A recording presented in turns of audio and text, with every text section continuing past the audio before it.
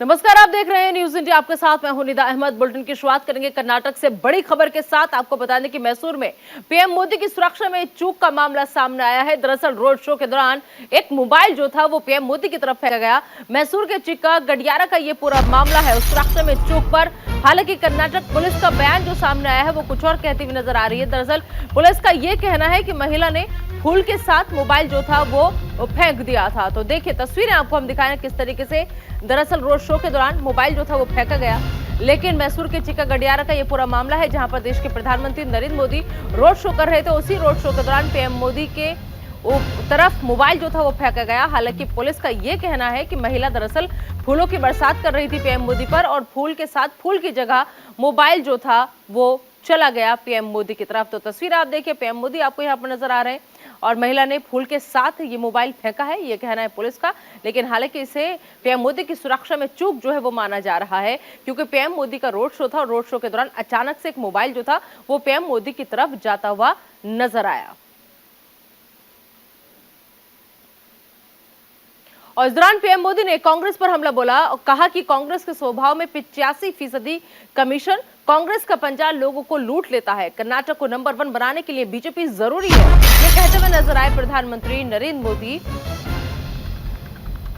तो पीएम मोदी ने कांग्रेस पर हमला बोला और कहा कि कांग्रेस के स्वभाव में 85% जो है वो कमीशन की मिलावट है, कमीशन है, और कांग्रेस का पंजा जो है वो लोगों को लूट लेता है। तो कांग्रेस के चुनाव चिन्ह कांग्रेस के निशान हाथ पर निशाना साधा पीएम मोदी ने। जनता के हक के हर 1 रुपये में से 85 पैसा कैसे कांग्रेस का पंजा लूट लेता है, ये भी कर्नाटका के लोग जानते हैं। कर्नाटका के लोगों को याद रखना है, कांग्रेस के स्वभाव में ही, व्यवहार में ही 85% कमीशन है। आज दुनिया की बड़ी बड़ी कंपनियां भारत आना चाहती हैं। बीजेपी की डबल इंजन सरकार में कर्नाटका में विदेशी निवेश लगातार बढ़ रहा है। कर्नाटका को देश का नंबर 1 बनाने के लिए बीजेपी सरकार बहुत जरूरी है। और चलिए आगे बढ़ते हैं और अब बात प्रियंका गांधी की। प्रियंका गांधी ने पीएम मोदी पर हमला बोला।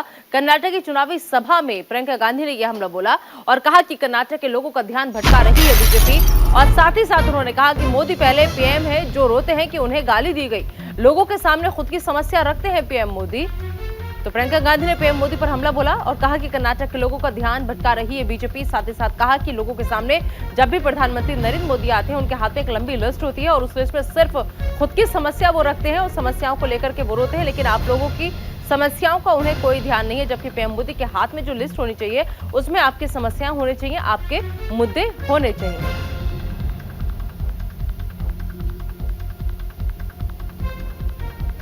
इंदिरा जी को मैंने तो बहुत प्रधानमंत्री देखे हैं। इंदिरा जी को देखा, गोली खाई उन्होंने इस देश के लिए।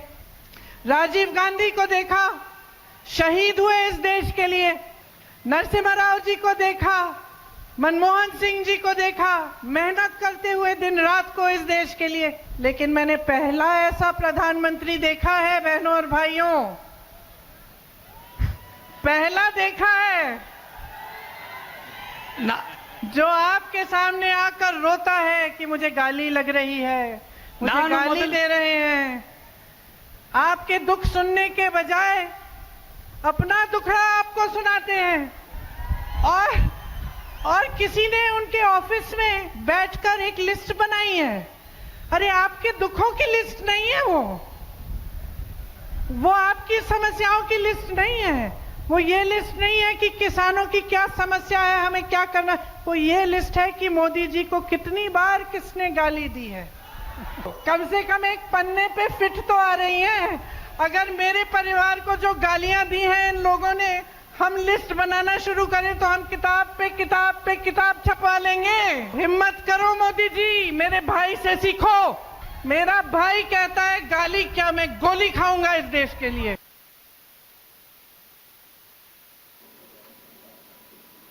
तो प्रियंका गांधी को आपने सुना। कर्नाटक से एक और बड़ी खबर आप तक पहुंचा दें। आपको बता दें कि आज बीजेपी जो है वो अपना घोषणा पत्र जारी करेगी। जी हां, जेपी नड्डा और सीएम बसवराज जो है वो अपना घोषणा पत्र जारी करेंगे।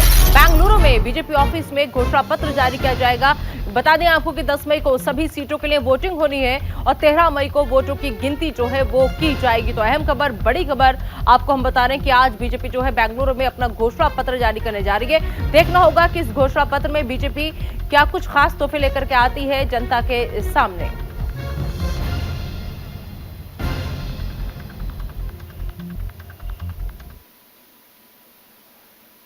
तो बीजेपी का मिशन कर्नाटक है और कर्नाटक विधानसभा चुनाव के लिए बीजेपी आज घोषणा पत्र जारी करेगी। विधानसभा चुनाव में मतदान के लिए अब लगभग 10 दिनों का वक्त बचा है और साथ ही साथ आपको हम बता दें कि बेंगलुरु में बीजेपी अध्यक्ष जेपी नड्डा, सीएम बसवराज मुंबई की मौजूदगी में घोषणा पत्र आज जारी किया जाएगा और कई परियोजनाओं के साथ युवाओं और 12वीं पास करने वाली छात्राओं के लिए अहम घोषणा इसमें हो सकती है। तो 10 मई को मतदान होंगे और 13 मई को वोटों की गिनती होगी और ऐसे में अब देखना होगा कि आज जब 9 बजे घोषणा पत्र जारी होगा तो उसमें क्या कुछ खास कर्नाटक वासियों के लिए होगा।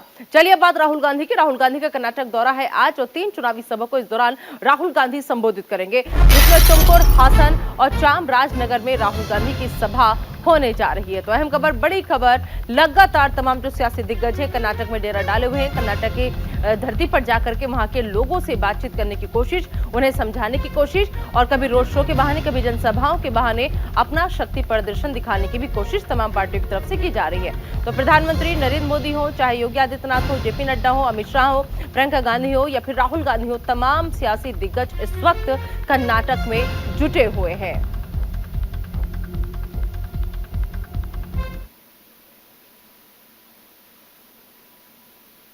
तो राहुल गांधी का मिशन कर्नाटक है और सुबह 11:30 बजे तुरुवेकेरे जिले के तुमकुर में जनसभा होगी और दोपहर 1:15 पर आसीकेरे जिले के हासन में जनसभा होगी। शाम 4 बजे चामराजनगर में मल्लिकार्जुन खड़गे के साथ संयुक्त जनसभा होगी। तो मल्लिकार्जुन खड़गे भी आज राहुल गांधी के साथ नजर आएंगे। तो आज भी कर्नाटक के दौरे पर राहुल गांधी है और जहां पर ताबड़तोड़ जनसभाओं का कार्यक्रम है। तो कर्नाटक में कांग्रेस पर बरसे जेपी नड्डा और कांग्रेस को भ्रष्टाचार पर बात करना शोभा नहीं देता, ये कहा जेपी नड्डा ने। साथ ही साथ जेपी नड्डा ने कहा कि कांग्रेस के लोग भ्रष्टाचार में डूबे हुए हैं और कांग्रेस की सरकार में करोड़ों के घोटाले हुए हैं। तो बीजेपी अध्यक्ष जेपी नड्डा ने ये बड़े आरोप कांग्रेस के ऊपर लगाए कि कांग्रेस के लोग जो है वो भ्रष्टाचार में डूबे हुए हैं, कांग्रेस की सरकार में करोड़ों के घोटाले हुए हैं। और साथ ही साथ उन्होंने कहा कि कांग्रेस को भ्रष्टाचार पर बोलना शोभा नहीं देता।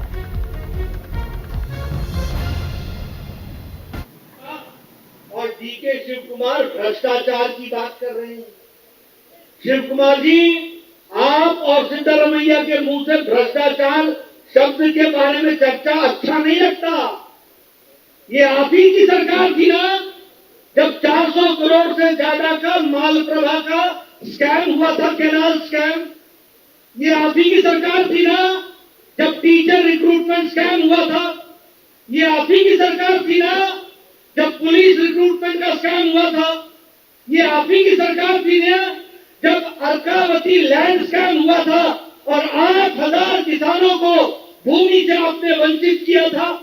इसलिए सिद्धारमैया जी 2014 में स्कैम, 2015 में स्कैम, 2016 में स्कैम, 2017 में स्कैम, हर साल एक नया स्कैम। ये स्कैम में डूबे हुए लोग भ्रष्टाचार की बात करना मुंह में।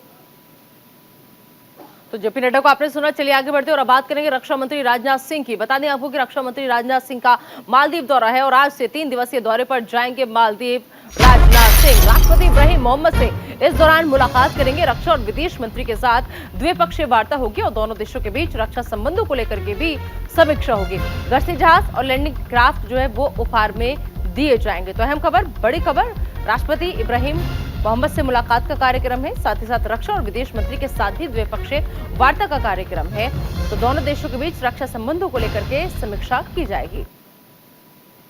तो रक्षा मंत्री का मालदीव दौरा है और आज से 3 दिवसीय दौरे पर जाएंगे रक्षा मंत्री राजनाथ सिंह। राष्ट्रपति इब्राहिम मोहम्मद से वो मुलाकात करेंगे और रक्षा मंत्री राजनाथ सिंह मालदीव के राष्ट्रीय रक्षा बलों को एक तेज गश्ती जहाज और एक लैंडिंग क्राफ्ट उपहार में देंगे।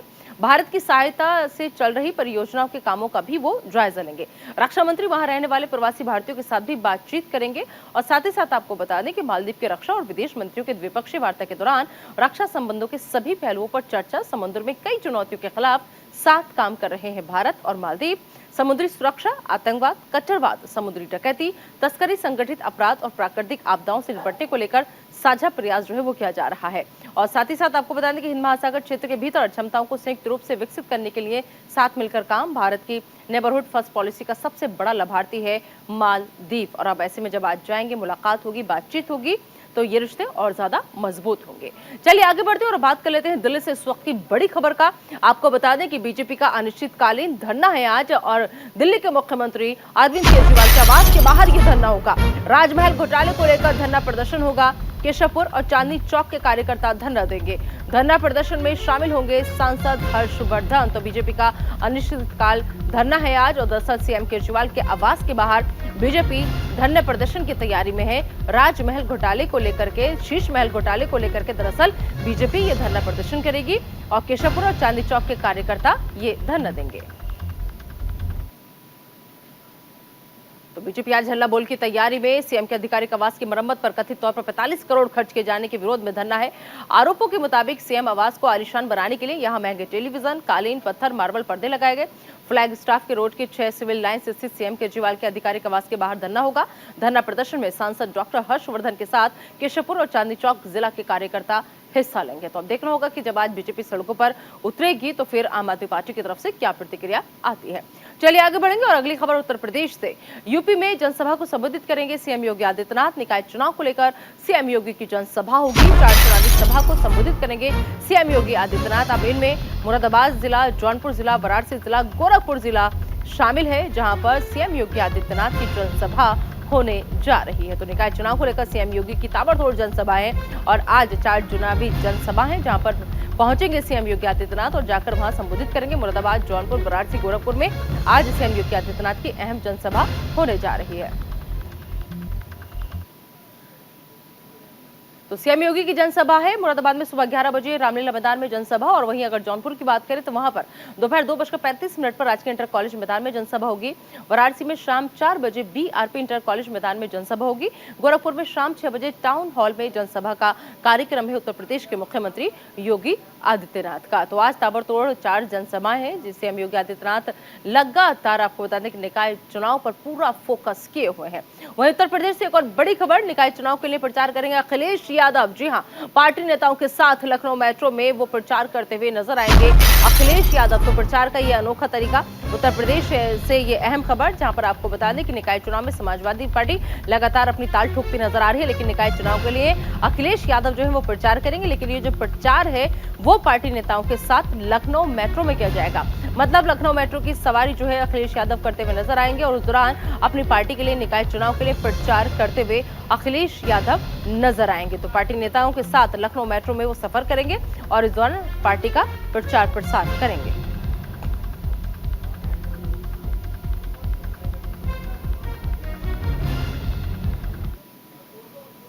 और अब बात सीएम पुष्कर सिंह धामी की। उत्तराखंड के सीएम पुष्कर सिंह धामी का दिल्ली दौरा है। आज बता दें कि सड़क के रास्ते दिल्ली आएंगे सीएम धामी।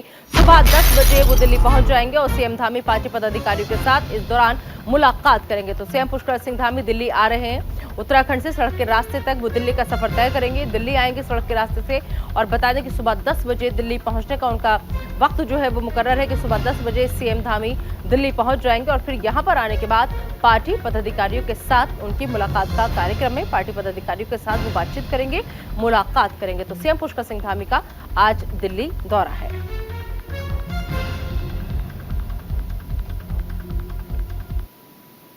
और अब बात हरियाणा से बड़ी खबर की। आज से 3 मई तक सीएम की चौपाल जो है वो लगेगी। 5 गांव में सीएम मनोहर लाल चौपाल लगाएंगे और सीएम मनोहर लाल जनसंवाद में समस्याएं भी सुनेंगे। जनसंवाद के दौरान आज कुरुक्षेत्र में रहेंगे सीएम और चौपाल में लोगों की समस्याओं का समाधान करते हुए भी वो नजर आएंगे। तो आज से 3 मई तक सीएम की चौपाल का कार्यक्रम है। सीएम की चौपाल लगेगी और आपको बता दें कि इस चौपाल के जरिए दरअसल 5 गांव में सीएम मनोहर लाल जो है वो चौपाल लगाने जा रहे हैं और यहाँ पर इसके पीछे मकसद जो है वो ये है कि मनोहर लाल जन संवाद में लोगों की समस्याएं सुनेंगे और न सिर्फ लोगों की समस्याएं सुनेंगे बल्कि समस्याएं सुनकर तुरंत उनका समाधान करने की भी कोशिश हरियाणा के मुख्यमंत्री मनोहर लाल की तरफ से की जाएगी। तो चौपालों में जो भी लोग आएंगे अपनी समस्याएं बताएंगे, उनका तुरंत समाधान किया जाएगा। और अगली बड़ी खबर मध्य प्रदेश से, जहां जबलपुर हाईकोर्ट में 7 जज शपथ लेंगे। जस्टिस रवि मलिमथ जो है वो शपथ दिलाएंगे। जबलपुर हाईकोर्ट में जजों की संख्या 37 हो जाएगी। तो अहम खबर, बड़ी खबर जबलपुर हाईकोर्ट से लेकर मध्य प्रदेश से आ रही है ये, जहां पर आपको बता दें कि आज जजों की संख्या में इजाफा होने जा रहा है, क्योंकि जबलपुर हाईकोर्ट में 7 जज आज शपथ लेने जा रहे हैं। जस्टिस रवि मलिमथ जो है वो इन 7 जजों को शपथ दिलाएंगे और जब ये लोग शपथ ले लेंगे तो उसके बाद जबलपुर हाईकोर्ट में जजों की संख्या बढ़कर 37 हो जाएगी।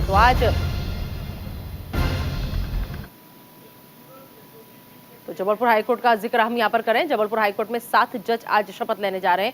विधि और न्यायिक विभाग ने 7 जजों के नाम को मंजूरी दे दी है, जिसमें रुपेश चंद्र वार्ष्णेय, अनुराधा शुक्ला, संजीव सुधाकर और प्रेम नारायण सिंह, अचल कुमार पालीवाल, हृदेश और अवनींद्र कुमार सिंह शपथ लेंगे। जबलपुर हाईकोर्ट में जजों की स्वीकृत पदों की संख्या 53 है और लंबे अरसे से हाईकोर्ट में जजों की नियुक्ति की मांग की जा रही थी। वर्तमान में चीफ जस्टिस को मिलाकर 30 जज कार्यरत हैं। 7 जजों की शपथ लेने के बाद न्यायाधीशों की संख्या बढ़कर 37 हो जाएगी। तो आज 7 जज जो हैं वो एक साथ शपथ लेने जा रहे हैं।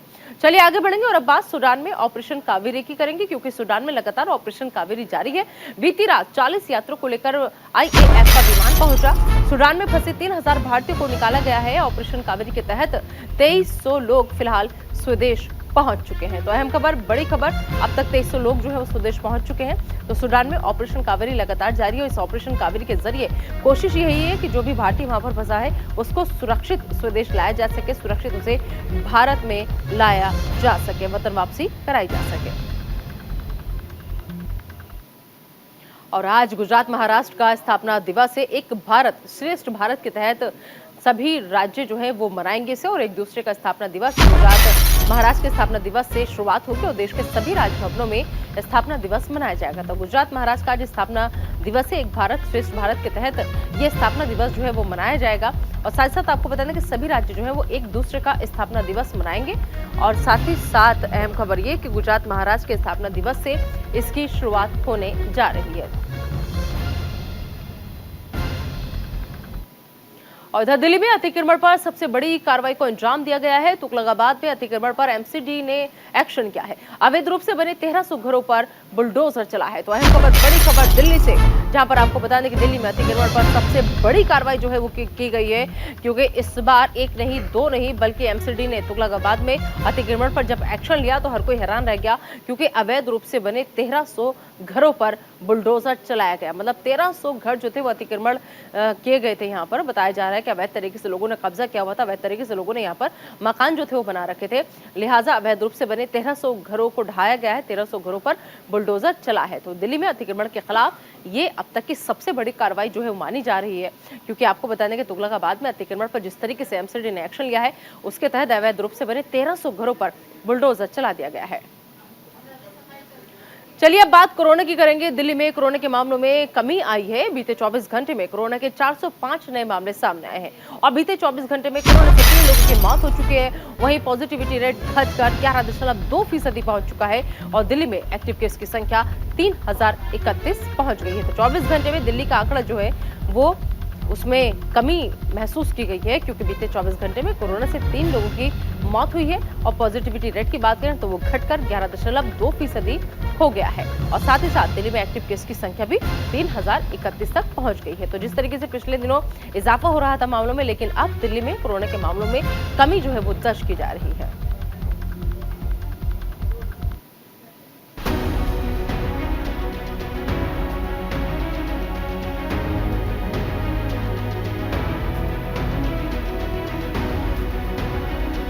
कोरोना वायरस, जिसने लोगों के रहने सहने, खाने पीने, मिलने जुलने और यहां तक कि आने जाने के तरीकों को बदल डाला।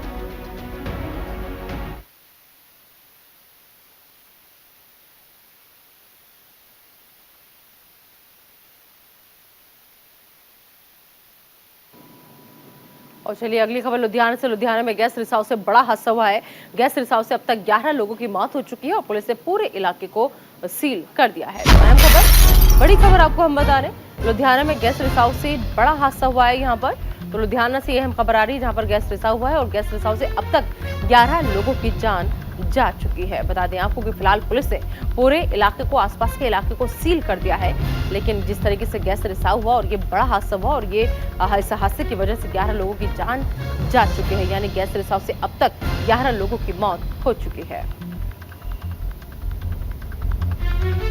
और बात आईपीएल की, आईपीएल के 1000वें मुकाबले में मुंबई इंडियंस की जीत हुई है। जी हां, रोमांचक मुकाबले में राजस्थान रॉयल्स को हराया है और मुंबई की टीम ने राजस्थान को 6 विकेट से हराया है। टीम डेविड ने अंतिम ओवर में आतिशी पारी खेली। तो अहम खबर, बड़ी खबर आईपीएल से जुड़ी आपको हम बता रहे हैं। एमआईए ने आरआर को हरा दिया है, मुंबई में 6 विकेट से ये मात दी है। तो मुंबई की टीम ने राजस्थान को 6 विकेट से हरा दिया है। आईपीएल का 42वां मुकाबला है ये। टीम डेविड ने अंतिम ओवर में आतिशी पारी खेली और इसके बाद आईपीएल के 1000वें मुकाबले में मुंबई इंडियंस ने जीत दर्ज की। तो फिलहाल हेलो इंडिया में अभी के लिए इतना ही। आप दीजिए इजाजत, लेकिन बने रहिए न्यूज इंडिया के साथ।